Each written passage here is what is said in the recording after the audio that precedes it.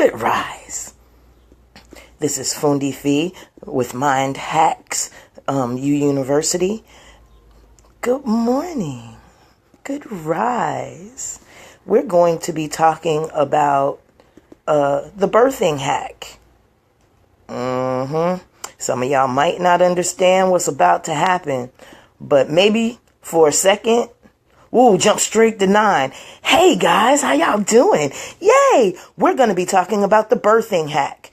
I was talking to somebody yesterday and I was explaining how we are born and how society hacks you, moms and children and lovers, during this time. This has a lot to do with a hormone called oxytocin, which, let's go ahead and give you a little feed on oxytocin. Oxytocin is a hormone that everybody makes naturally. It is it's also dubbed the cuddle hormone. It is a bonding agent. Oxytocin is responsible for women's contractions. It is responsible for her bleeding cycles. Oxytocin is also responsible for the contracting after birth.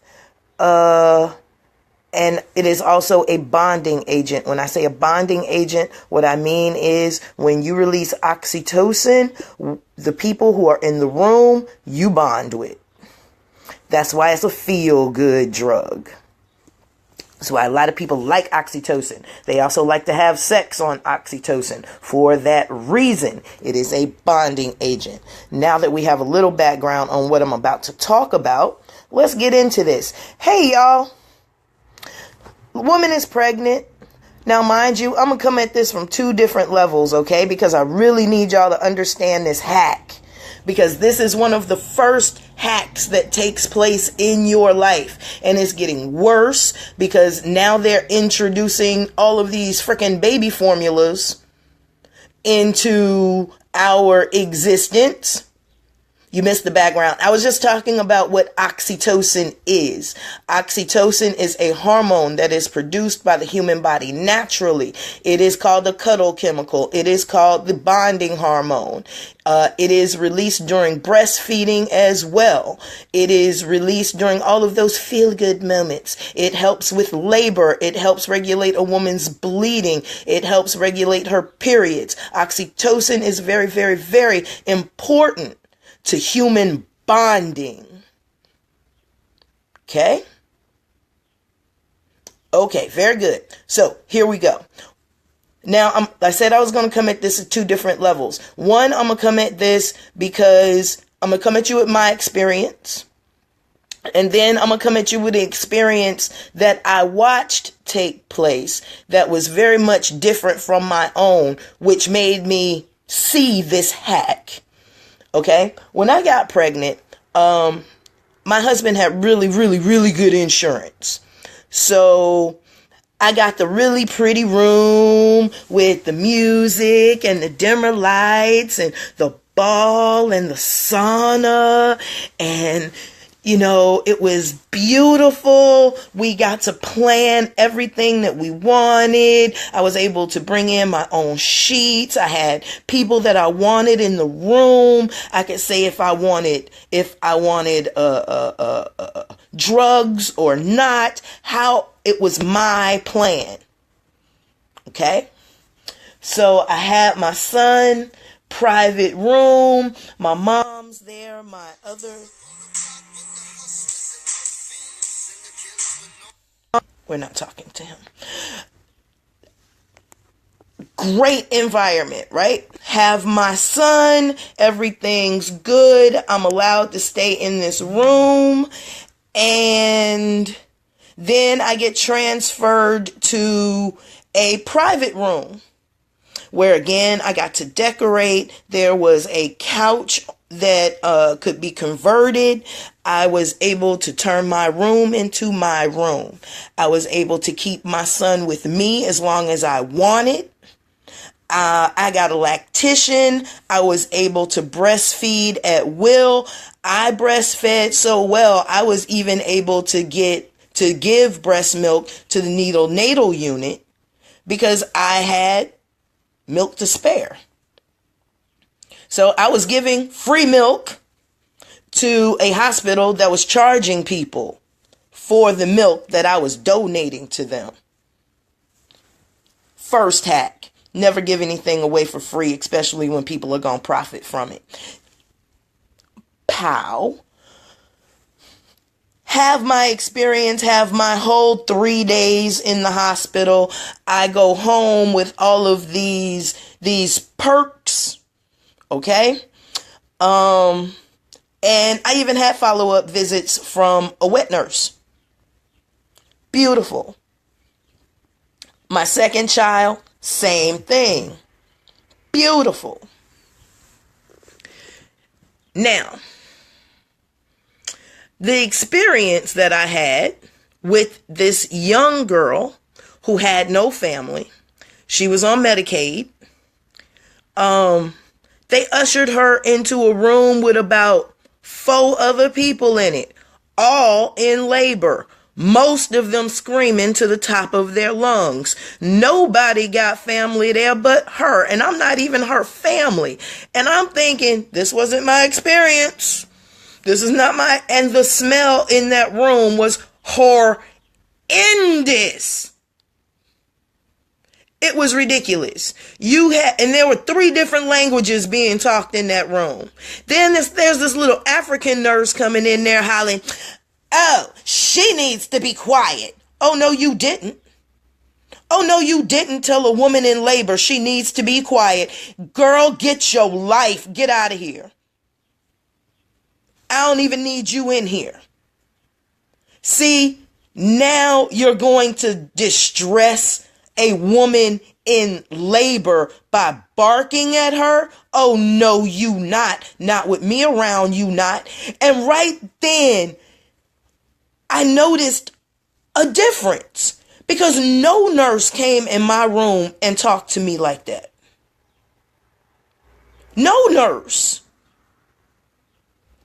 These women were handled. And when I say handled, I mean exactly that. Every woman in this room was handled while she was in the most vulnerable state she could be in. Bringing life from one plane into another.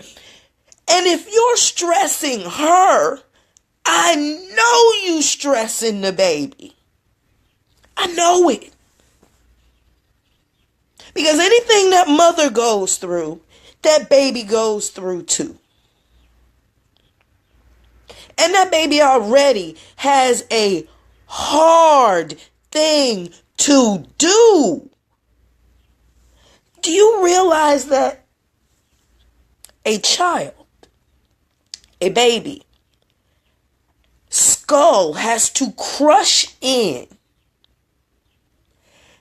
and is squeezed down a canal and is stuck in that canal for however long it takes the baby and the mom to contract out? Now, if that umbilical cord is in distress, so is mama and so is baby. If mama is in distress, period, baby is in distress. And you are purposely creating an atmosphere of distress. Purposely. That's when I first noticed that there was induced trauma taking place. So now I'm watching.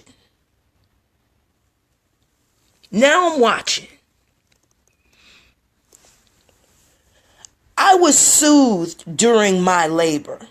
I was allowed to labor the way I wanted to. If I wanted to turn over, I was allowed to. If I wanted to get on a ball, I was allowed to. If I wanted to rock, I was allowed to. All of these women in this particular room were confined to their beds. They weren't allowed to walk around. They weren't allowed to, there were no balls. There was no water. There was no music.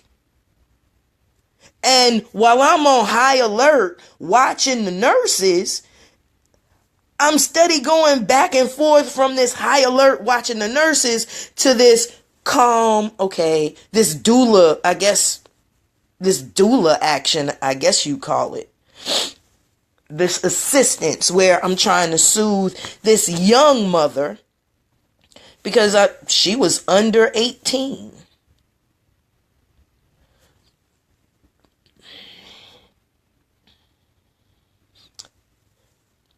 They don't allow the women in this room to labor naturally.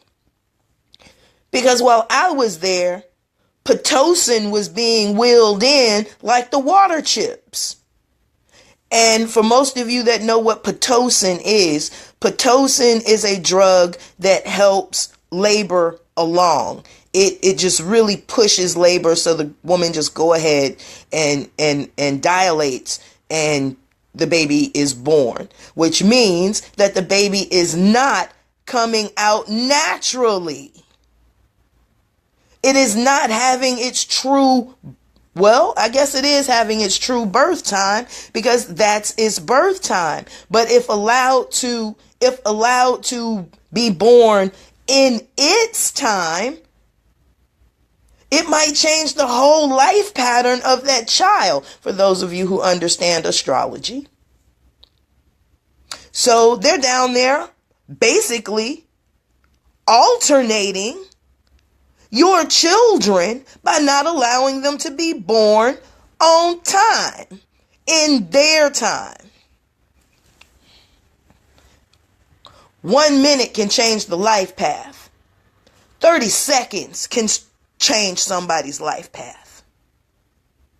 Just to let you in on that.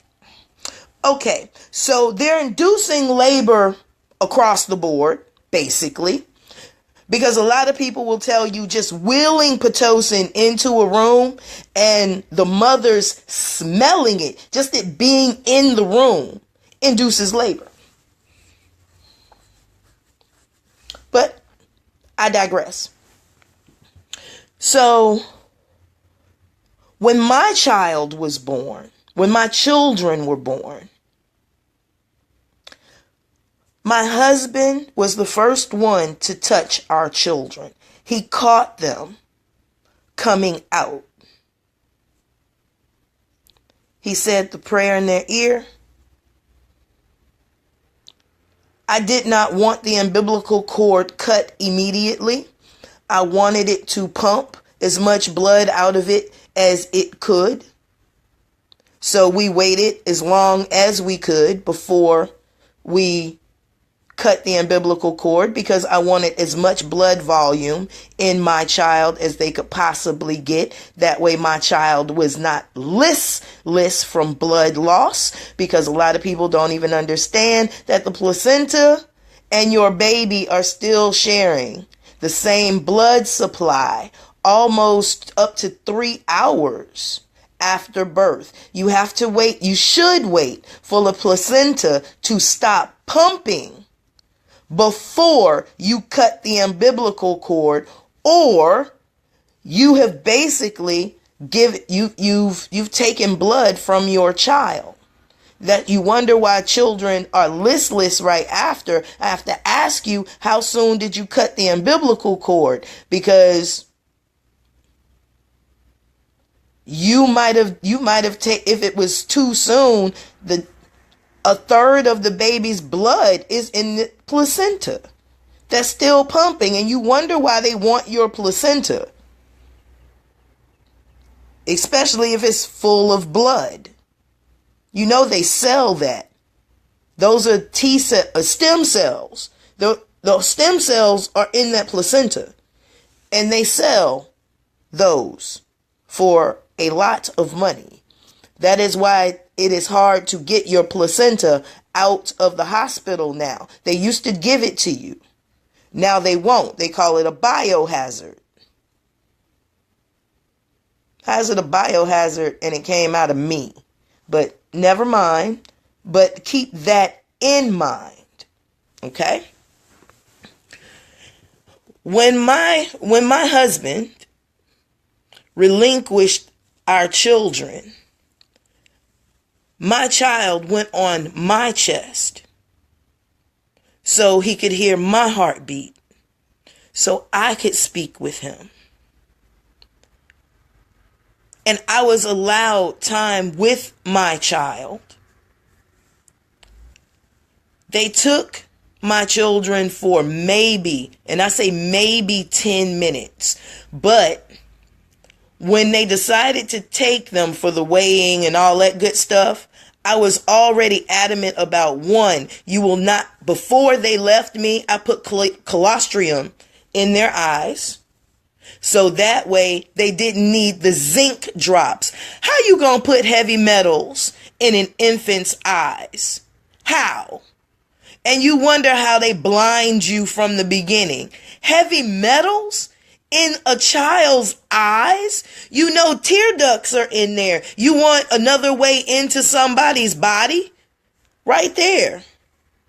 Tear ducts. There's a two-way street in here into your eye. Right? No heavy metals. All you have to do is that liquidy white stuff that immediately comes out of your breast. Put that in the children's eyes. That is much better for their eyes than the zinc drops. So I did that before they got the zinc drops in. One, I breastfed before they took my child. What y'all don't know is that if you do not breastfeed your child, as soon as they get to the neonatal unit, they give them sugar water. So yeah, they give your infant basically a shot of cocaine.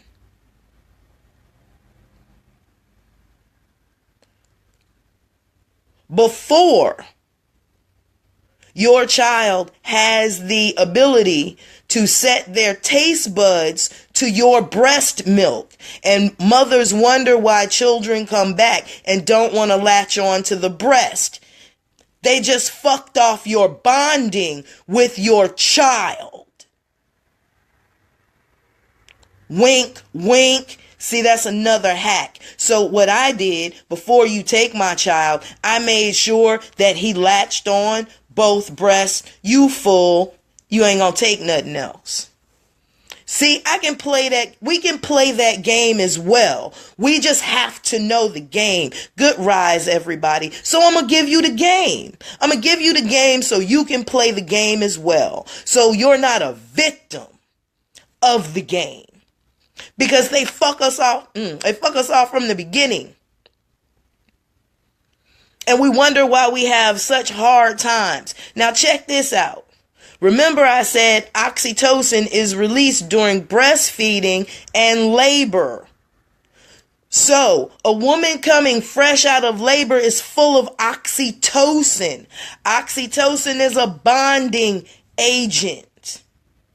It's called the cuddle chemical. It's a hug hormone. Check it out.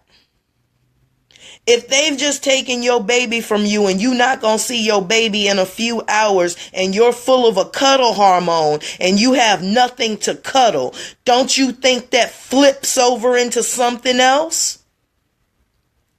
It flips over into depression, postpartum depression. Because you don't have anything to use that oxytocin on. Your child too is full of oxytocin, who is now in a nursery under lights with somebody that ain't you, full of what? A cuddle hormone. And that baby too isn't necessarily being cuddled. Y'all see what happens in nurseries. Those babies are alone, all by themselves. They don't even put the babies together. That baby is in the same distress the mother is in. You think there's not a psychic connection taking place between the two?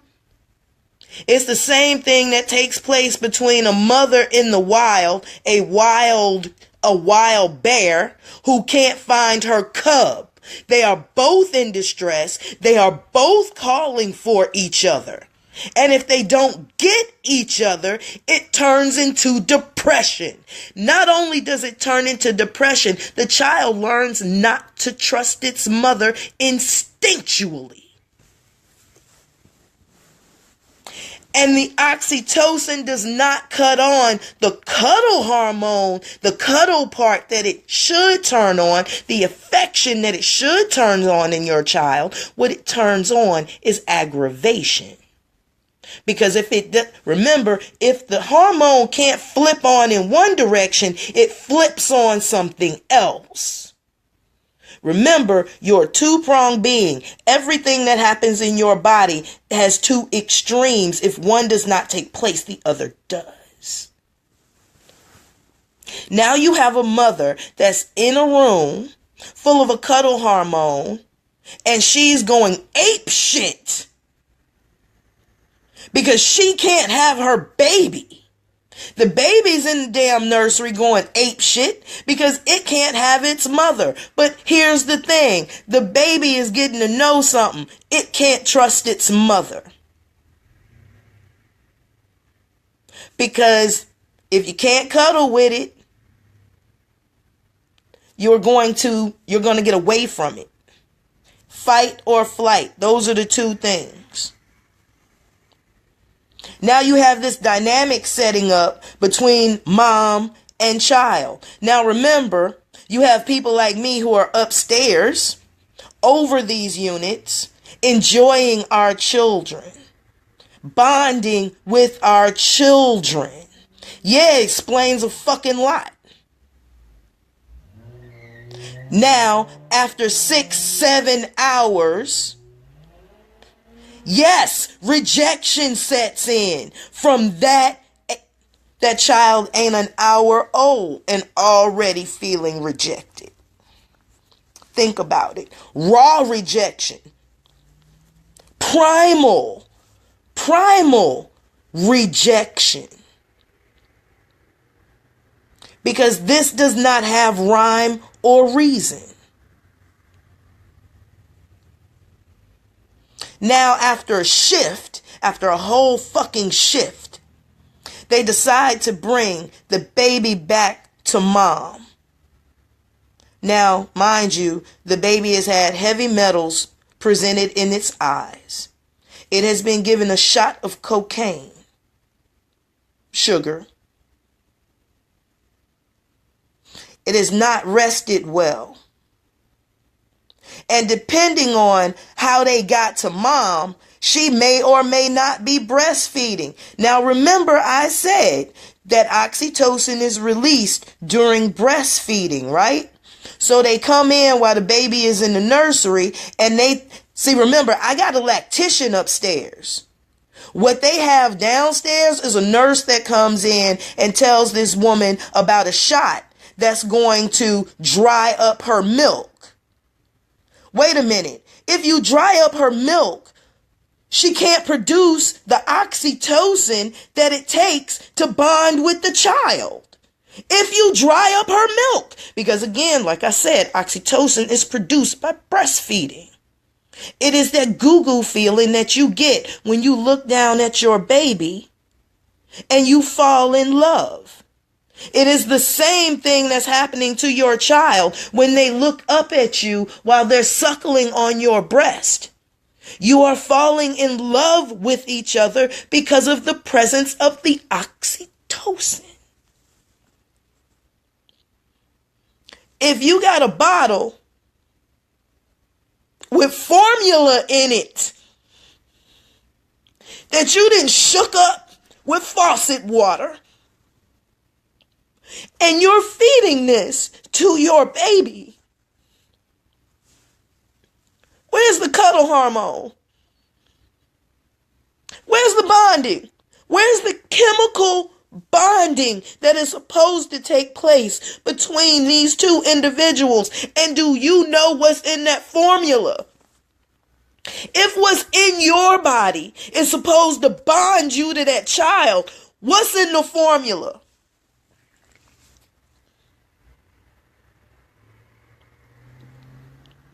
And now I hear the commercial come on with the baby closest to mother's milk. Well, how far the fuck away from it was mother's milk to begin with?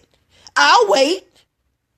You ain't telling me shit except it was so far away from mother's milk as you could get, because it made sense to do so, because you don't want people bonding with their kids. Now, check the rest of the scenario out. Ready? Ready? Because I'm going to throw another psychological problem at you that happens from this. Okay?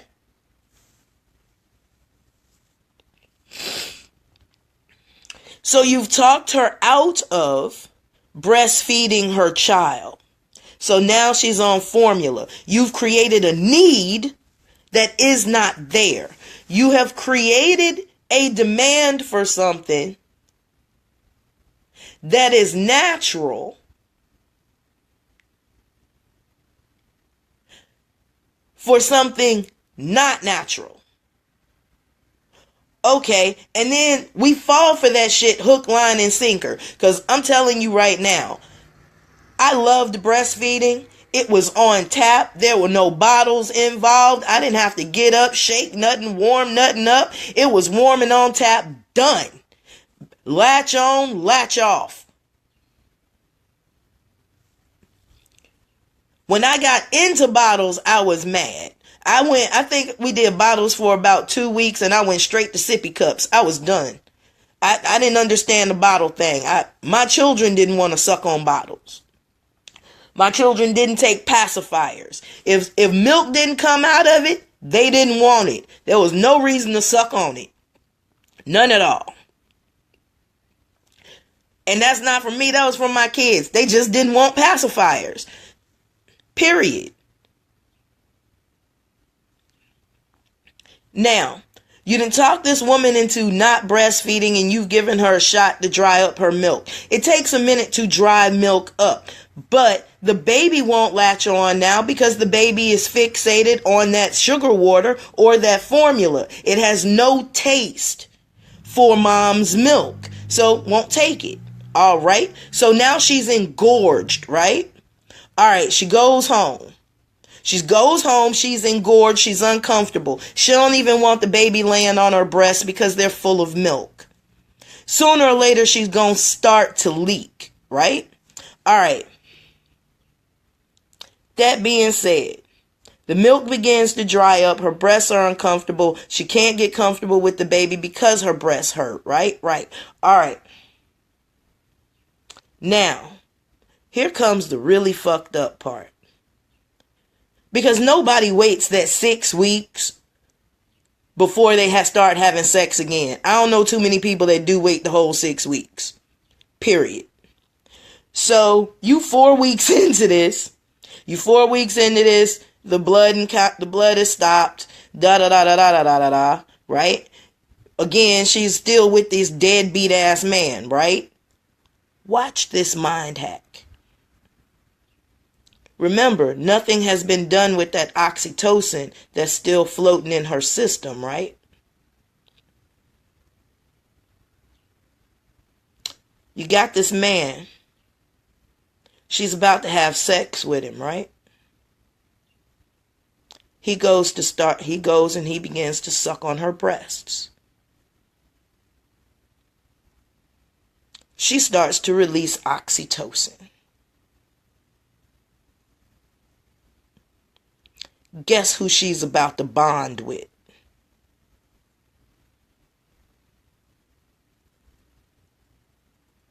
And you wonder why she can't get away from him?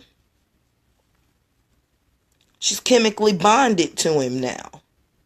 It's primal.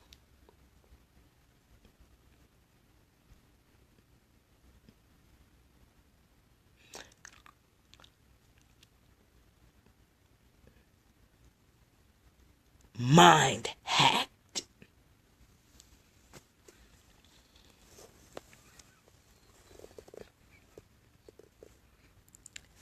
He all up in her nose now.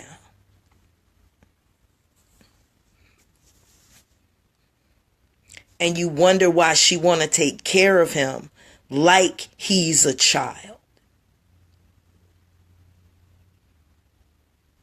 Oxytocin.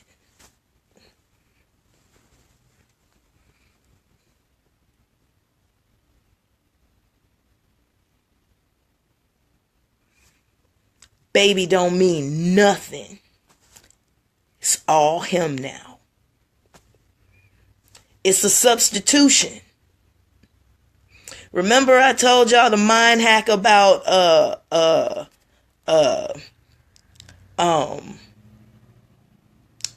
equivalence? The relationship between one thing to another. Taking something that you like to something you don't like, and eventually the thing that you don't like, you'll begin to like. Everybody likes a shot of oxytocin. Everybody likes a shot of oxytocin. So she can't breastfeed her baby.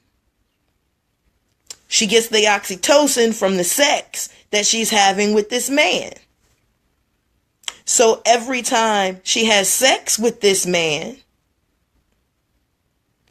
this oxytocin is released in her system. She's looking down at him. That child care, mama thing kicks in. It's primal. And it has everything to do with hormones. You want to nurture him. You want to cuddle him. You want to hug him. Those same feelings that she should have for that baby, she now has for that man. No need to wonder why. I just told you. That's why after childbirth, a woman should be very, very, very careful on who she has sex with, because she's at the peak of her oxytocin production. That's why she can flip on your ass one way or the other. That's the mama bear syndrome. Has everything to do with that oxytocin.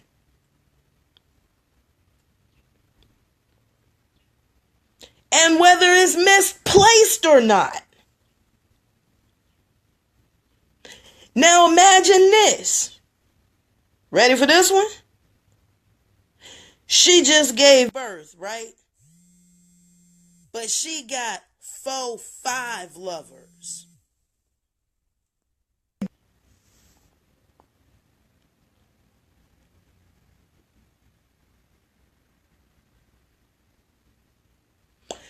But not to say what happens to the niggas that get the breast milk. The ones that are full of all that oxytocin. What happens to them?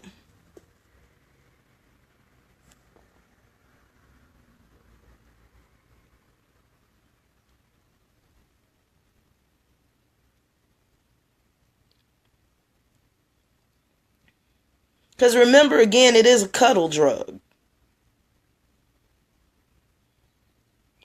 He gets simped out. I'll tell you what happens. He gets simped out. Just like men who are having sex with women who are their wives. He get all cute and sappy. And if he's not married to her, he's not going to have a reason to protect her. So it's not going to flip over into protection. What it's going to flip over into is running. He's gonna run. Remember I said it's a fight or flight instinct? He gonna run because he has no reason to stay and protect her.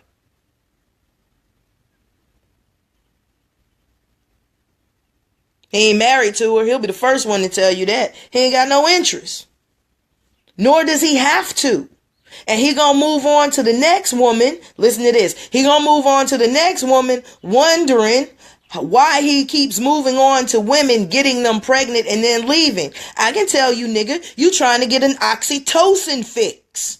You so used to having an oxytocin fix that you have a cycle of getting women, getting them pregnant, staying with them about a year after the pregnancy, and then leaving. Why? Because the oxytocin production goes down after that. And his body is so used to having these hormonal fixes that he sets up scenarios that he can get the fix.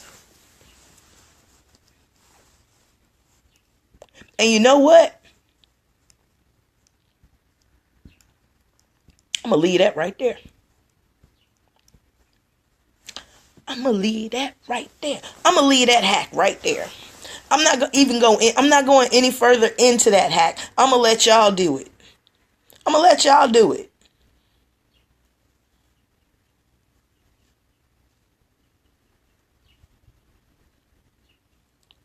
But you know what? They couldn't do it if we paid more attention to nature. It's when we stopped paying attention. We stopped seeing cause and effect. We stopped seeing the differences in the ways one person is treated versus another person. Because we think it's all about us. It's not. I wouldn't have saw it if I didn't recognize that there was a difference in the way I was treated versus the way these women are being treated. My eyes would not have opened to see that perception or to even see the difference. Nor to track down what the difference was rooted in. I had enough sense. I read enough books. I have enough popular education. I paid attention in every class I took, enough to realize that the world laps upon itself. There is a cause and effect in everything that we do, and our hormones are the most primal way to get us to do anything. After all, we're still mammals, right? Yeah. Last time I checked, I gave birth to live children, and I have mammary glands, and yeah, unlike other mammals, I don't go into heat, but I do get horny, as you do. I'm a mammal, yeah.